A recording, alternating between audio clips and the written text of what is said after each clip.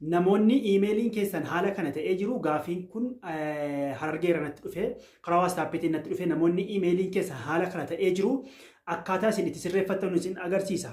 Dabalataan immoo iimeelii kan biraarraa kan biraatti jijjiiru masalan bilbila tokko biyya alaati yookaan biyya Itoophiyaa keessaa fudhattee biyya alaa dhaqxanii yookiin biyya alaatii fudhattanii bilbila bade iimeelii immoo kan biraatti jijjiiruu naan akkanatti diimaa bobeessu. Akkamitti nuuf sirraata kan jettanii gaaffii na gaafattan isinittan agarsiisa akkaataa isin sirreeffattanuu hordoftoota kiyya na caqasaa na hordofa. Dabalataan immoo waa'ee tiktookii maallaqa irraa argachuu gaafiin akkanaa tokko hedduu na gaafatame guutummaa gaaffii isiniifan deebisa obboleewwan kiyya. Iimeelii kana akka itti deeffattanuu Google Chrome keessa galtanii tuu kanattiin darbiniin dura namoonni hedduun gaaffii keessan kan koomentii jalatti deebisuu dhabu karaa YouTube'n namni waan baay'anneef gaaffii keessan koomentii YouTube jalatti na gaafadha. Namoonni rakkoo iimeelii qabdan kunoo viidiyoo kana seeraan isiniif waraaba YouTube Riyoo Shaafii jalatti dhaqaatiin na hordofaa achittan isiniif deebisaa warri TikTokii fi Facebookii isin jedha kabajamtoota hordoftoota kiyya liinkii gara kana jiru tuqadha warri TikTokii profaayilii tuqaati gaaffii immoo koomentii YouTube jedhanaa keenyaan koomentii irratti isiniif deebisaa viidiyoon isinii qabadhe dhufa gaaffii maalillee haa ta'u YouTube'n kiyya YouTube chaanaaliin kiyya aappii irratti isin barsiisa gaaffii viizaa dhimma paaspoortii waa'ee rakkoo saba keenyaa fi waa'ee biyya alaa waa'ee biyya keessaa rakkina biyya alaatii fi biyya keessaa saba kamiillee ta'an rakkannaan achirratti hunda kana isiniif dhiheessaa gaaffii waan fetan gaafadhaa koomentii YouTube jalatti isinii jecha mee gamanuu gara barumsaa isin dabarsa.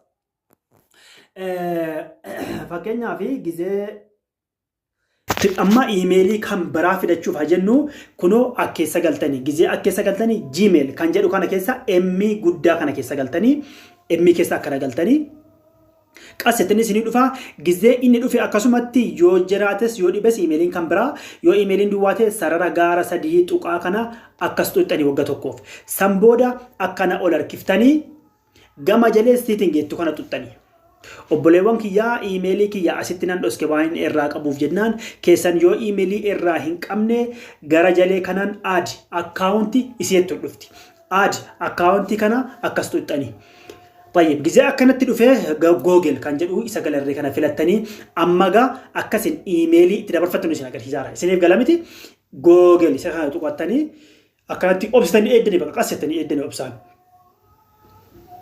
Jarjaraa wayittiin bahu bilbila koodii keessan banattanii anamma ishaaraa waan hin fayyadamuuf ashaaraadhaan banadheen jira. San booda in obsituu akkanatti cheekingi godhee fidee jira. Hubachiisa asirratti create akkaawuntii kanaa fi forget iimeelii kana iimeelii badee ittiin argachuudha. Tarii sana gaaffii irratti gaaffii kana qobaattiin deebisa maaliif piroosesii hedduu qaba waan ta'ennaan. Create akkaawuntiin kun immoo create akkaawuntiin haarawa banachuudha. Amma bakki dhufneef immoo achiire kunoo isa email or phone number jedhu kana foonii kana tuqna. Amma gaa asirratti gaaffiin keessan mee emailuma zimmi jedheetan itti naqamu fakkeenyaaf ani email kana keessaan iyyi quxurii tokko wayii hir'isaa akkuma argaa jirtan next godha diimaa bobeessa amma agartanii diimaa bobeesseera jechuudha. Maaliif sirrii miti. Iimeelicha sana ni beektanii maqaa keessan iimeelicha sana koodii isaa lakkoofsa isaa waan hunda ni beektan miti amma diimaa bobeessa jira. Next itti godha akkuma amma agartan diimaa bobeessa jira. Baay'ee mee ani immoo ittan guuta gaa. Nam beeka miti iimeelii koo ittan guutaa xiqqoo isinan dhokse iimeelii kee itti fayyadamu waan ta'e jennaan. Baay'ee amma ittan guutaanii amma itti guuteen jira next godha. Amma iimeeliin an duraan bilbila kana irratti fayyadamu sirrii dhufee jira asirratti. Amma gaa next godha. Next godhee obsaan eeggadha. Baay'ee achiin barreessa amma maaliif indide amma achiin barreessa amma fakkeenyaaf iimeelii koo nan beeka mataatti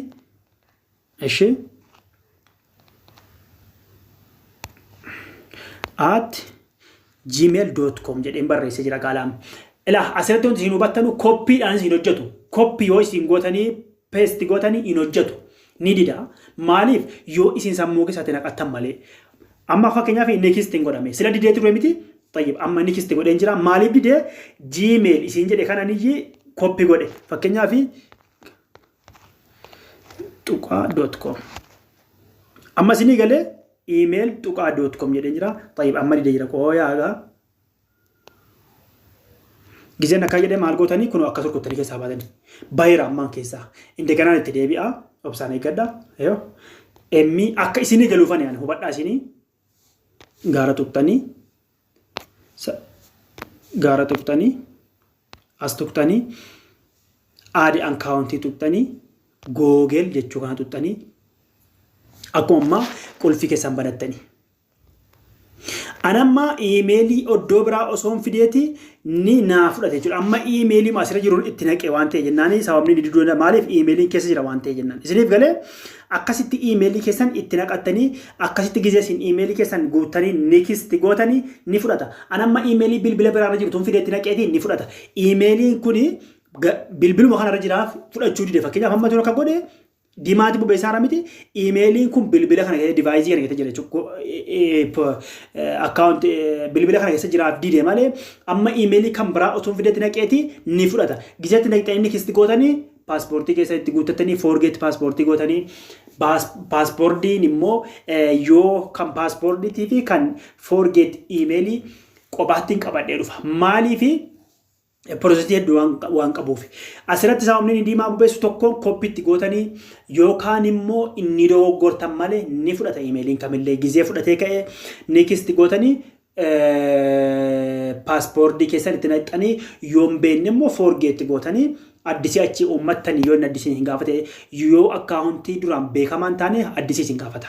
Kabajamtoota hordoftoota kiyyaa isinii galeera jedhee yaada isa gadii kana immoo kireet akkaawuntii isa olii koppiin gootanu kireet akkaawuntii gizee gootanii kaatanii mee طيب هارا أما سنقافتا فرستنامين إني قدي أوكشنالي دا طيب فرستنامي حتى تقول تاني إمبيتان جدي يادا يوم كاي جمّري بروسيسي هدونا قافتا وانتي جنان إيميلي ورا ديمانا تيبو بيسي akkasitti sirreeffatan jedhee yaada. Obboleewwan kiyyaa namoonni emailii ana kan rakkatan emailiin yeroo kamillee haala kanaan guuttatan jechuudha. Emmii kanarraa guuttatanii aada akkaawuntii erga gootanii Google iseettu kan tuqxaniiti qulfii kan erga banattanii yoo isin koppii gootan hin hojjetu koppiidhaan. Isin galamiti koppiidhaan abadan hin hojjetu. Koppii hin hojjetu tokko tokko tarii dhiyeenya kan baname hojjechuu dhiisuu danda'a malee koppiidhaan hin hojjetu. Amma emailiin beekamee koppiidhaan hin hojjetu. Isin itti tuqatta itti buufattan jechuudha. Itti barreeffattan jechuudha. Mataa keessaa qabdan miti silaa emailii jechuun namni hin wallaalu emailii ofii. Egaa kabajamtoota obboleewwan kiyyaa akka isiniif galu abdii guddaan qaba. Barumsa kan biraa, yaada kan biraa, gaafii kan biraa, dhimma fiizaa, dhimma biyya alaa garaa garaa yoo feetan wanna feetanii na koomentii YouTube jalatti na barreessaa. An waan danda'urraa isiniif an deebisaa yoo hin dandeenye hin danda'uun jedhee isiniin dabarsaa kabajamtoota obboleewwan kiyyaa nagaan naa jiraadha galatoomaa subscribe